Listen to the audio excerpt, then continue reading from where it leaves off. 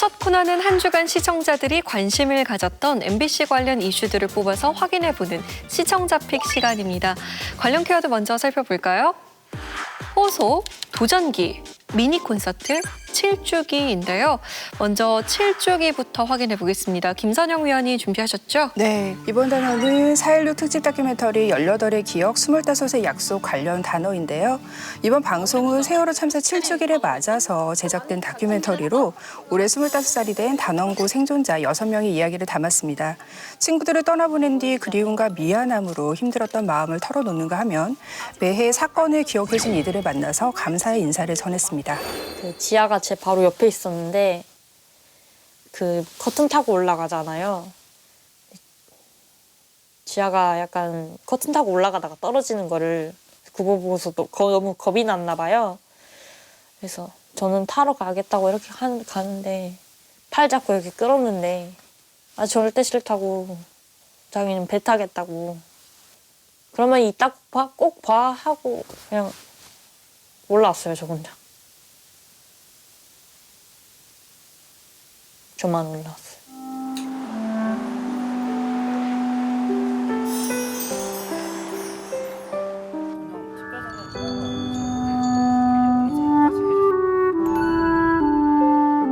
지금 옛날보다도 더 사람들이 날선 사람들이 많잖아. 또 나오면 지겹나 이런 생각 들 수도 있지 않나. 지겨운 건 아닌데 그런 사람들 너무 많으니까 뭔가 그 여론에 휩쓸리는 느낌이야. 맨날 댓글에 또 그러냐, 또 나오냐, 또 세월호냐, 또냐 이러니까 진짜 똥가? 라는 생각을 안 하게 되다가 그런 댓글 보면서 동조하게 돼. 너무 잘못 알려진 게 많았잖아요. 그 당시에도. 인터뷰를 제가 많이 한 이유기도 해요. 제가 아무리 예를 들어 어떤 기자가 저 인터뷰했는데 아무리 악의적으로 쓰더라도 없는 말이 지어내진 않을 거 아니에요. 제가 했던 말을 토대로 할 거니까 제가 인터뷰를 많이 하면 많이 할수록 잘못된 사실들이 없어지겠구나 라는 생각을 가지고 인터뷰를 했고 방송에 임한 것도 그런 이유에서였어요. 때에 따라 해야지. 몇 살이니 이제? 25이다 야. 슬퍼. 우리가 언제 25이 됐냐? 난 내가 25이 될 거란 생각도 안 했어. 학생일 난 때가 항상 좋다. 막내일 줄 알았어. 맞아. 근데 막내 아닌 때가 오더라고. 옛날에는 진짜 내가 단원고인 게 다 들키면 어떡하지 막 이렇게 하자면은 이제 나도 이제 친구들 이름이 가물가물해지는 거야. 얘랑 되게 친했었는데 얼굴은 생생하게 기억나는데 이름이 갑자기 기억이 안 나. 난 이제 목소리가 기억이 안 나. 맞아, 목소리가 기억이 안 나. 우리가 맨날 사람들한테 기억해달라고 하면서 우리가 점점 우리도 잊고 있으니까. 맞아, 우리도 그게 안 되니까 우리가 기억을 해야 된다고 생각을 해. 우리가 먼저 그런 걸 보여줘야 되고 우리보다 다른 그냥 국민들이 더 많이 아는 사람들이 더 많아. 많이 해. 난 그게 더 너무 열심히 미안하더라고. 해주셔. 그 사람들은 당사자도 아니야. 제3자야. 자기 일도 아니야. 근데 자기 일처럼 생각을 너무 해줘. 그래서 나도 더 열심히 하는 것 같아.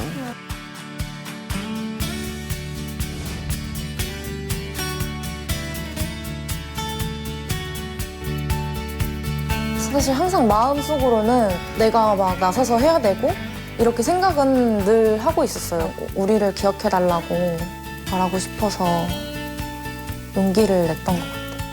아이고 감사합니다. 감사합니다. 이것도 저희 마음을 담은 편지입니다. 아유, 이것도 네. 앞으로도 잊지 않을게요. 네, 정말 감사합니다. 더욱더 멋진 어른이 될 거라고 나는 믿어 의심치 않고 정말로. 그리고 또 너의 용기로 많은 사람들을 또 더 움직일 수 있을 것 같아.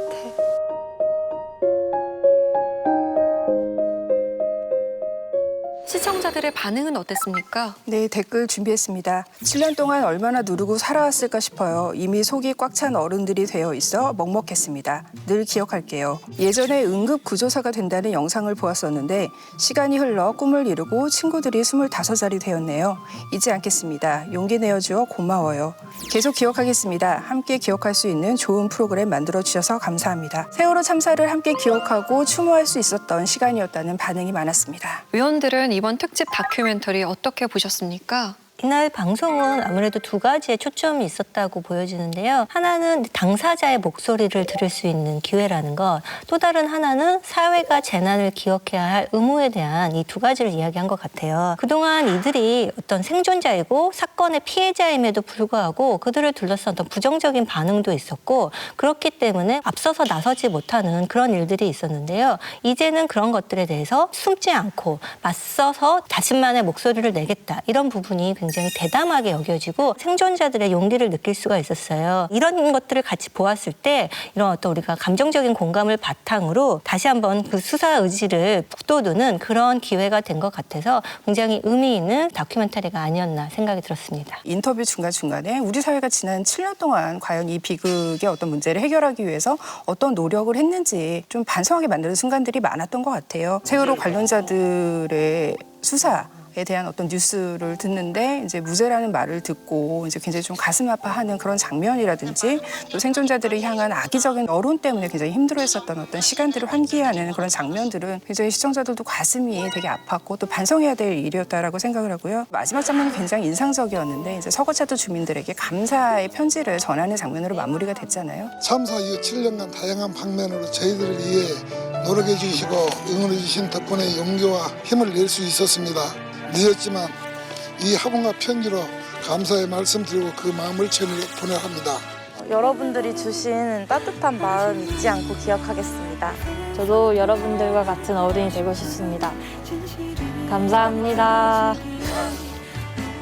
이 다큐멘터리 전체가 어떻게 보면 이 생존자들이, 이 사건의 당사자들이 우리 사회 모두에게 보내는 어떤 편지 같다라는 생각이 들었고, 우리 모두가 그런 어떤 편지의 수신자로서 이 참사를 영원히 기억하고 해결하기 위해서 노력을 해야겠다, 이런 생각을 하게 만든 다큐멘터리였습니다. 저는 영상 편지를 받은 그 수신인인 서거차도 주민의 반응이 굉장히 좀 기억에 많이 남았어요. 생존자들이 이렇게 웃는 얼굴로 영상 편지를 보낸 걸 보고, 그래 늘 이렇게 웃는 모습이었으면 좋겠다, 웃는 거 보니까 좋다라고 얘기를 해주셨는데, 우리가 해준 건 없는데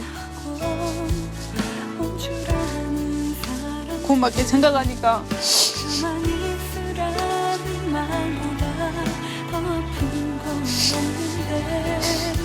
이 영상처럼 항상 웃었으면 좋겠어. 큰 사고를 당한 사람들한테 그런 끔찍한 기억은 다 잊고 웃기만 했으면 좋겠다라고 이야기를 하잖아요, 흔히들. 근데 그 기억을 잊어서 웃는 게 아니라 그 기억에도 불구하고 웃을 수 있는 사회를 만드는 게 굉장히 중요한 일인 것이죠. 그러려면 사고 당사자들의 노력만으로는 안 되는 것이고, 우리 사회가 다 같이 남아있는 사람들의 상처를 사회적으로 치유할 수 있는 방법에 대해서 좀 고민을 해야 되지 않는가. 볼 때도 마음이 무거웠지만 보고 난 다음에 우리한테 남겨진 숙제가 굉장히 아직 많이 남아있구나 라는 거를 다시 한번 생각할 수 있게 만드는 회차였습니다. 다음 키워드 보겠습니다. 도전기. 이건 어떤 프로그램과 연관된 키워드인가요? 네, 지난 18일 방송된 쓰리박 두 번째 심장 최종회 관련 단어입니다. 이날은 골프 대회에 출전한 박찬호 선수와 비인기 종목 운동선수들을 초대해 식사를 대접한 박세리 선수, 천년고도 경주에서 라이딩을 즐긴 박지성 선수의 마지막 이야기가 펼쳐졌습니다. 은퇴 후에도 식지 않는 이들의 열정과 도전기를 유쾌하게 그려내는 마무리였습니다. 꿈의 조합이라는 전설들의 캐스팅으로 화제를 모았던 쓰리박 두 번째 심장. 위원들에게 가장 기억에 남는 도전기는 무엇이었나요? 저는 박세리 씨의 세리 테이블이 가장 기억에 남아요. 방송 초반에 이런 도전을 왜 선택을 했는가, 이 분야를 왜 선택을 했는가에 대한 이유를 설명하는데, 골프 선수 시절에 혼자서 세계를 돌아다니면서 계속해서 대회를 이어나가야 됐던 어떤 고독한 길을 걸어왔기 때문에 두 번째 도전에서는 뭔가 이렇게 소통을 하고 힐링을 하고 싶다, 이런 포부를 이야기를 했었는데, 마지막 회에서도 이런 세리 테이블의 특징을 일관되게 이어갔어요. 비인기 종목 운동 선수들을 초대를 해서 이들이 얼마나 열악한 조건에서 운동을 하고 있는지. 이제 비인기 종목이라고 나라의 예산이 부족하다고 저희는 이제 개막식 때 입고 나가는 옷들 이런 거 아무것도 지원을 안 해주고, 시상식에서 입는 옷도 따로 있는데 그 옷 안 입으면 시상식에 못 올라가거든요. 그 옷마저도 저희가 사서 입어야 돼요. 되게 안타깝다.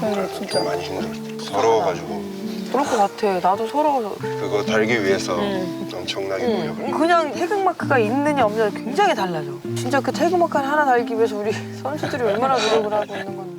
본인의 운동선수 시절의 경험담도 대화 중간중간에 같이 이어가면서 유대감도 느껴지고 그 대화에 좀 더 공감 포인트가 많았던 것 같아요. 그래서 끝까지 굉장히 좀 인상적인 도전이 아니었나 싶습니다. 사실 여기서 이들이 한 도전은 무엇을 얻는다거나 무엇을 이룬다거나 무엇이 된다거나 하는 어떤 그런 외적인 목표도 있지만 또한 내적인 목표를 가지고 과업을 완수하는 데 초점을 두는 그런 행위이기도 했거든요. 그런 면에서는 이 박지성 씨의 도전이 저는 약간 인상 깊게 여겨졌어요. 이제야 경치가 보이기 시작했어. 우와! 대박인데? 우와! 야, 이거 어떻게 올라왔을까? 여기 봄이나 가을에 오면 좋겠다. 운동을 하면서 여행의 기분을 느낄 수 있는 부분이 또 어떻게 보면 이 자전거의 매력이라고 생각을 하는데 많은 사람들이 그렇게 생각해 주셔서 그래도 내가 잘 선택했구나 라는 생각이 들었어요. 행복한 사람이 되고 싶어요. 축구를 했을 때도 행복했지만 앞으로 남은 인생도 행복하게 살 수 있으면 좋겠어요. 우리가 도전이라고 할 때는 성공적인 결과를 내는 것만을 목표로 한다거나 그것만이 의미 있다라고 생각하기 마련인데 우리가 좋아하는 것을 잘하고 싶다라는 마음이 어떤 도전의 핵심이잖아요. 그렇기 때문에 여러 가지를 시도하고 그 자체의 의미를 가질 수 있는 건데요. 전체적으로 이 모든 과정이 도전에 대한 의미를 다시 한번 생각해 보게 되는 그런 기회가 되지 않았나라는 생각입니다. 도전기라는 키워드가 가장 잘 어울렸던 거는 박찬호 씨였던 것 같아요. 이루고자 하는 목표가 좀 명확하다 보니까 그거를 보는 입장에서는 좀 더 가장 응원하게 되는. 미국 프로야구 LA 다저스 구단은 오늘 박찬호 선수의 메이저리그 진출을 공식으로 발표했습니다. 1-2 the count to Kevin Young.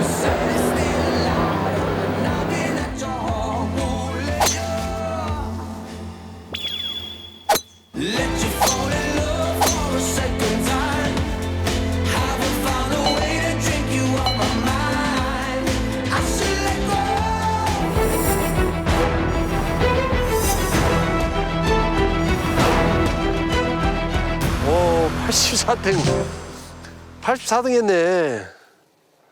결과는 탈락. 아빠. 오늘 정말 잘 쳤는데 아쉽게 두 홀에 더블 보기 해가지고. 아깝네. 그래서 4 오버로 아깝게 기회 놓친 것 같아. 결과적으로 다음에는 더 잘할게. 잘하지 않아도 돼. 아니 그래도 잘하고 싶어. 성공하기 위해서는 저 정도 집념과 어떤 끈기가 있어야 되는구나라는 생각도 하게 돼서 저는 박찬호 씨의 도전기가 가장 기억에 남습니다. 세 사람을 한 자리에 모아서 프로그램을 만든다라고 했을 때 이 레전드 3인방을 모아놓으면 어떤 그림이 나올까라고 기대를 하는 사람들이 굉장히 많았단 말이죠. 그런데 프로그램을 보니까 좀 각자 병렬 진행된다라는 느낌이 좀 있었던 것이죠. 그런 의미에서 마지막 회에 박찬호 씨가 필드 위에서 박세리 씨에게 골프 원포인트 레슨을 받는 대목이 가장 인상적이면서도 저거 조금만 더 일찍 했으면 어땠을까라는 아쉬움이 좀 있었어요. 시즌2가 만약에 시작이 된다면 셋이 함께 할 수 있는 공통의 미션이랄지 혹은 연결고리를 조금 더 조밀하게 구성을 해서 저래서 세 사람이 모였구나라는 거를 실감할 수 있는 구조로 조금 바뀌었으면 좋겠다는 생각이 들었습니다. 다음 키워드 봅니다. 호소인데요. 이건 어느 의원이 준비하셨나요? 네, 지난 16일 방송된 2시 뉴스회전 관련 키워드입니다. 이날 방송된 이슈 안전 정보 코너에서는 미얀마에서 한국으로 유학을 온 мя닌 씨가 출연을 했습니다. 고국에서 벌어지고 있는 미얀마 군부 쿠데타 상황을 생생하게 전하고 국제사회의 관심과 도움을 호소했습니다. 한국 방송에 나오는 것도 좀 부담스러우시지 않으신가요? 어떻습니까? 네, 저는 목숨 걸 만큼 많은 고민을 했습니다. 목숨을 걸 만큼 한국 방송에 나오시는데요. 미얀마 군부는 지금 거의 국민들을 상대로 전쟁을 하고 있다 이런 소식들이 들려오는데 맞습니까? 그 현실이? 네, 맞습니다. 하루 만에 82명이 사망했습니다. 그리고 그뿐만 아니라 지난달에서도 양궁 안에 있는 랑다야라는 지역 안에서 하루 만에 130명이 돌아가셨어요. 네, 130명이요? 네, 맞습니다. 어떻게 돌아가셨나요? 총 맞는 사람도 있고 폭행을 당한 사람도 있고 조금 살상 무기 같은 것도 사용했다고 제가 들었습니다. 그렇다면 미얀마 국민들이 국제사회에 가장 바라는 건 뭔가요? 사실은 그 즉각적인 행동이 저희가 많이 바라고요. 유엔에서도 아니면은 다른 민주주의 나라들, 미국이나 그런 나라들에게도 우리가 요청하고 싶지만 그래도 유엔에서도 러시아나 중국의 동의도 있어야 하니까 쉽지 않다는 거는 잘 알고 있습니다. 네. 한국도 어떤 그런 민주주의의 피 흘린 역사를 가지고 있다는 걸 알고 계시죠? 네네네. 한국민들한테 가장 바라는 건 뭔가요, 미얀마 국민들이? 네, 일단은 한국 정부도 나름대로 한계가 있습니다가 일단은 저희와 함께 연대해 주시고 예. 그리고 많은 관심을 지속적으로 해주시면은 네, 충분히 감사하겠습니다. 예. 지금 그럼 거꾸로 고국에 있는 친구분이나 친지분들한테 전하시고 싶은 말씀은 무엇이에요? 민주주의라는 것이 원래부터 피를 먹고 자라가는 네, 그런 현실적인 상황이니까 어쩔 수 없이 희생도 해야 하고 저희가 이 과정을 무섭지 말고 끝까지 나가야 한다고 생각합니다.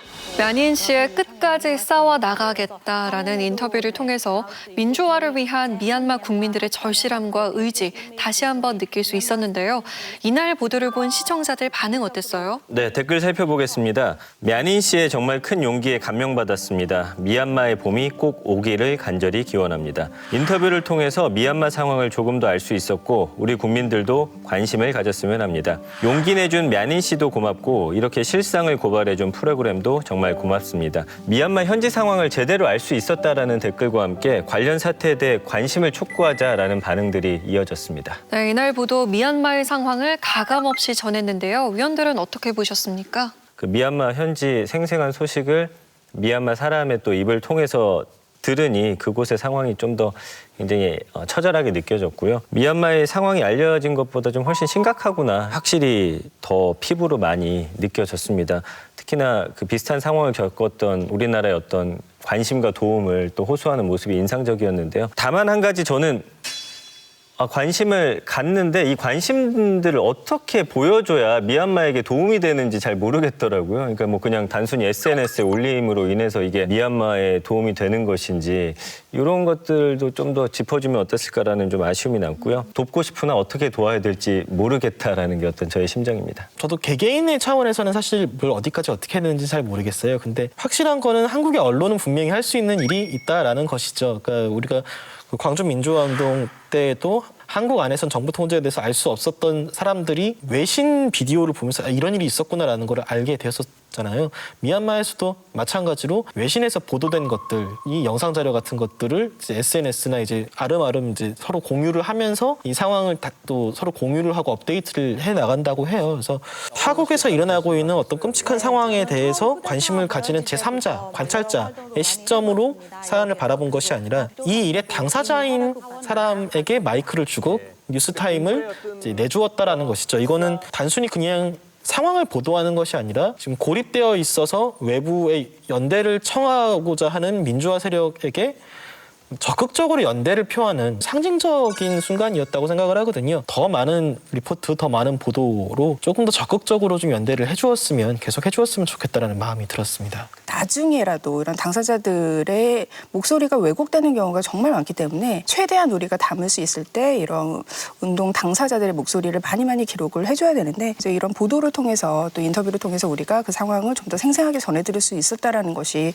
굉장히 중요한 그 보도였다라는 생각이 들고요. 귀한 시간이었던 만큼 인터뷰를 좀 더 짜임새 있게 구성을 했으면 어땠을까 이런 생각도 들었어요. 국제사회에 호소하고 싶은 것, 한국사회에 호소하고 싶은 것 이런 비슷한 내용의 질문들이 이제 좀 반복되었다는 것 그리고 이것이 어떤 그 상황들을 그냥 이렇게 단순 나열하기보다는 흐름을 짚어주는 그런 질문들도 같이 있었으면 좋지 않았을까 이제 좀 약간 아쉬움이 남았습니다. 하루속히 미얀마의 민주주의가 회복되어서 안정된 일상으로 돌아갈 수 있기를 바랍니다. 다음 키워드는 미니 콘서트입니다. 이번 키워드는 박현주 위원이 준비하셨죠? 네, 지난 17일 방송된 놀면 뭐하니 관련 키워드입니다. 이날 방송에서는 그룹 MSG 워너비 프로젝트의 세 번째 이야기가 펼쳐졌는데요. 이번 프로젝트의 시작점이었던 SG 워너비가 등장해서 타임레스, 네 사람 같은 명곡들로 미니 콘서트를 펼쳐서 화제가 됐습니다.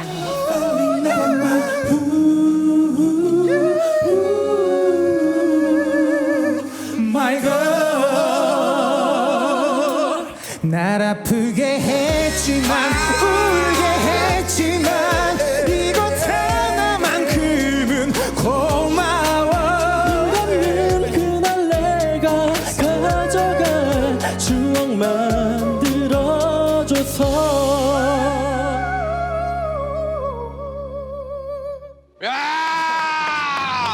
아니 이거 뭐야? 아니 용주 얼마? 아니 석훈이. 이게 세 사람의 그 SG 워너비 완전체를 이거 얼마 만에 보는 겁니까 지금? 3년? 네, 마지막 스케줄이 2018년도였어요. 너를 잊을 순 없지만 붙잡고 싶지만 이별아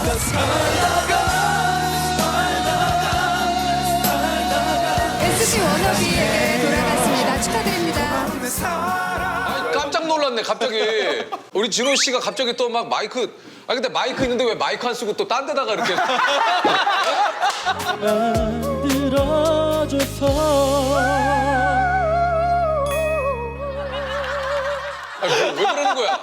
유리창 깨라 그런 거야 손으로? 왜 그런 거야? 같이 부르고 싶어가지고. 아 같이 부르고 싶어서? 안녕 내 사랑 그대여 이렇게 그댈 부를 때면 너무 행복해서 눈물이 나죠. 사랑해요.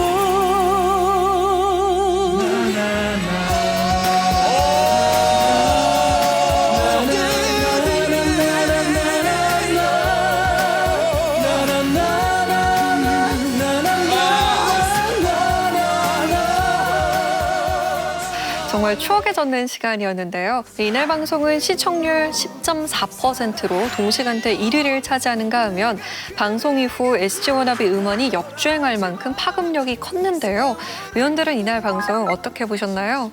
과거에 그들의 노래를 사랑했던 팬들에게도 어떤 추억을 되살리는 시간이었을 뿐만 아니라 이들을 약간 잘 몰랐다가 새롭게 접한 시청자들에게는 이런 명곡이 있었다니 하면서 새롭게 발견하는 그런 시간이 되었던 것 같아요. 전체적으로 프로그램은 너무 재미있었다라는 그런 데는 뭐 이견이 없을 것 같습니다. 다만 이제 MSG 워너비 프로젝트가 어떤 기획인가를 생각을 해보면 노래는 잘하지만 반열에 오르지 못한 그런 훌륭한 목소리를 찾아서 다시 한번 뛰어보자 이런 데 의의를 두고 있는데 최근에 이제 놀면 뭐하니가 했던 음악 프로젝트와 이렇게 크게 다르지 않다라는 인상은 있어요. 뭐 싹쓸이라든가 환보라 원정대에 이어서 이번에는 남성 트리오다 라는 그런 정도의 차이만 있지 본질적으로는 음악 소재라는 면에서는 그렇게 크게 변별력이 있는 기획이 아니어서 이런 어떤 음악 소재를 할 때 과거 90년대라든가 2000년대 초반에 유행했던 그런 음악 장르를 가지고 오면서 약간 지나치게 레트로한 감성에 기대고 있는 게 아닌가라는 생각이 들었거든요. 지금으로도 물론 아주 재미있고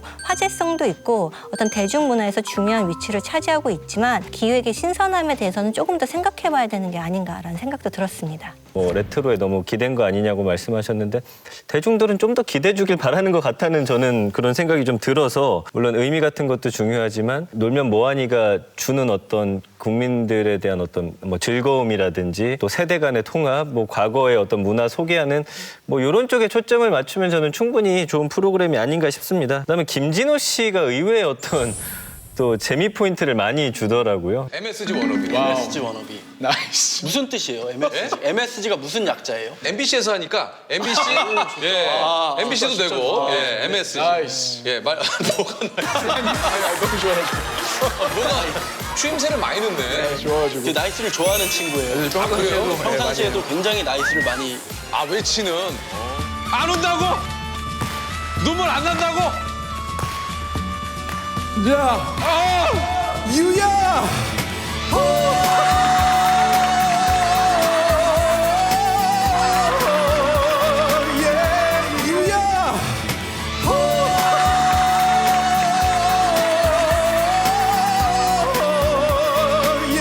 더 놀랐던 건 유튜브 조회수가 야, 이 정도까지일 거라고는 예상 못했는데 그게 너무 폭발적이어서 전 좀 당황스럽기도 했습니다. 앞으로 이제 MSG 워너비 프로젝트가 어떻게 흘러갈지 어떤 노래들을 들려줄지 저는 좀 끝까지 관심이 갈 것 같습니다. 그 아까 전민기 의원님이 레트로 감성이 조금 더 기대줬으면 좋겠다라고 대중들은 바라는 것 같다라고 얘기하셨는데 그건 아마 우리 세대이기 때문에 그런 게 아닐까 싶어요. 워낙 그 시절을 풍미했고 길거리 어디를 가든지 간에 들을 수 있는 노래였기 때문에 그 노래를 들었을 때 그때 그 시절의 나의 추억을 즉각적으로 이제 환기시키는 힘이 있는 것이죠. 아마 그래서 저나 이제 전민기 의원님 세대들은 이제 조금 더 기대줬으면 좋겠다라는 반응이 나오는 것 같기도 하고요. SG 워너비의 노래들이 그 시대에 OST가 됐던 것처럼 이 프로젝트를 통해서 탄생할 MSG 워너비는 또 어떤 하모니를 만들어 나갈지 그들의 노래도 이렇게 시대의 OST가 될 수 있을지 아마 이런 것들을 좀 점쳐보면서 기대감을 쌓지 않았을까 싶습니다. MSG 워너비 프로젝트에 대한 다양한 의견 나눠주셨는데요. 2차 오디션이 시작되면서 본격적인 경연에 막을 올린 만큼